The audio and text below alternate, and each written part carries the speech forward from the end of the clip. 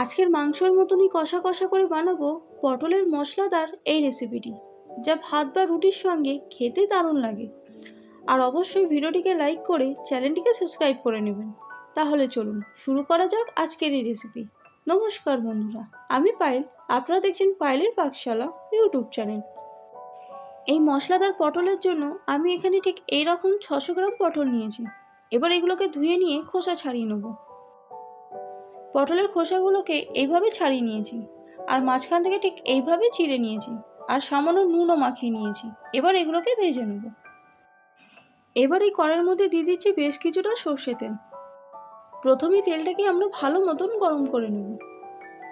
তারপর গ্যাসের flame medium to লোতে রেখে পটলগুলো এই তেলের মধ্যে দিয়ে নেব।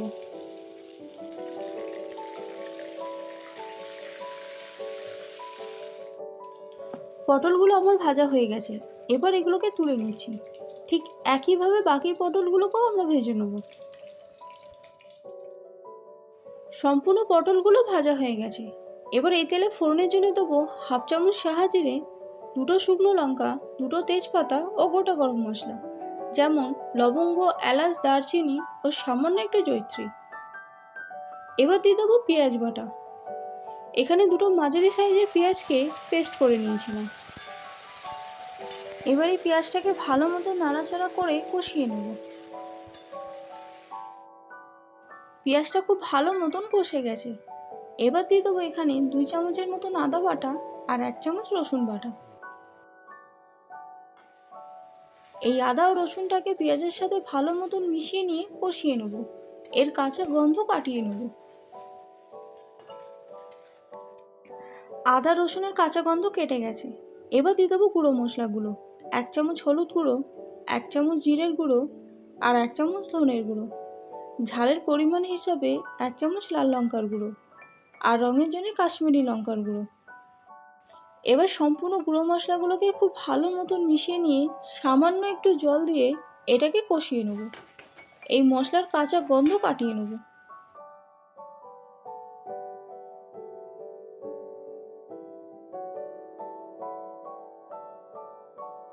আবারও দিয়ে দিচ্ছি সামান্য একটু জল। এটাকেও মিশিয়ে নিয়ে কষিয়ে নেব।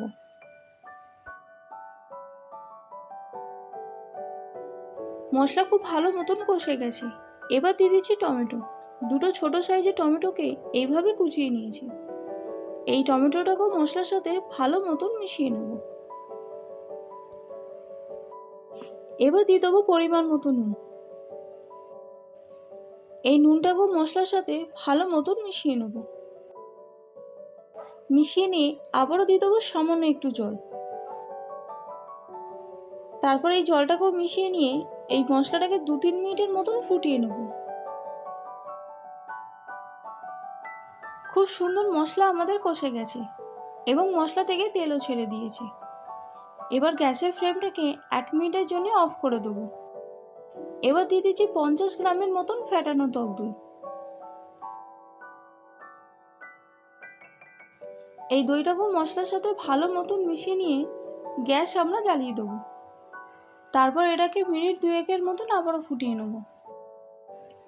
আবারও মশলাটাকে মিনিট 2-1 মতন ফুটিয়ে নিয়েছি। এবার দিয়ে দিচ্ছি 2 চামচের মতন মিট মশলা। এই মিট মশলার লিঙ্ক আমার ডেসক্রিপশানে দেওয়া রইল, প্রয়োজনে দেখে নিতে পারেন। এটি সম্পূর্ণ হোমমেড মিট মশলা। এই মিট মশলাটাকেও ভালো মতন আমরা মশলার সাথে মিশিয়ে নেব। এবার দিয়ে দিচ্ছি ভেজে রাখা পটলগুলো। সম্পূর্ণ পটলগুলোকে এই গ্রেভির মধ্যে দিয়ে দিচ্ছি।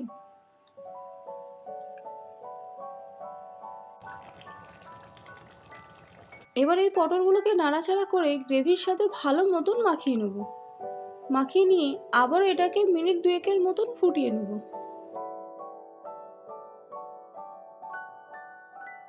আবারও মিনিট 2-1 মতন এটাকে আমরা ফুটিয়ে নিয়েছি। এবার দিয়ে দিচ্ছি 2 চামচের মতন চিনি।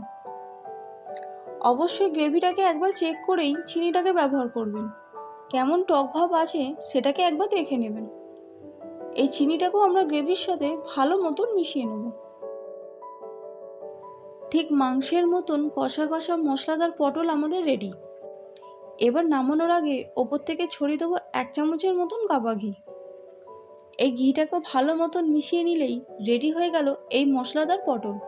যা ভাত বা রুটির সাথে খেতে দিব্যি লাগে। বাড়িতে অবশ্যই একবার ট্রাই করে দেখতে পারেন। আর ভিডিওটিকে লাইক করে চ্যানেলটিকে সাবস্ক্রাইব করে দেবেন। পাশে থাকা বেল আইকনটিকে ক্লিক করে দেবেন নতুন নতুন রেসিপির নোটিফিকেশনের জন্য। আজকের মতন এই পর্যন্ত। আবারও দেখা হবে আপনাদের সাথে অন্য কোনো রেসিপিতে। ততক্ষণের জন্য আসি। ভালো থাকবেন, সুস্থ থাকবেন। নমস্কার।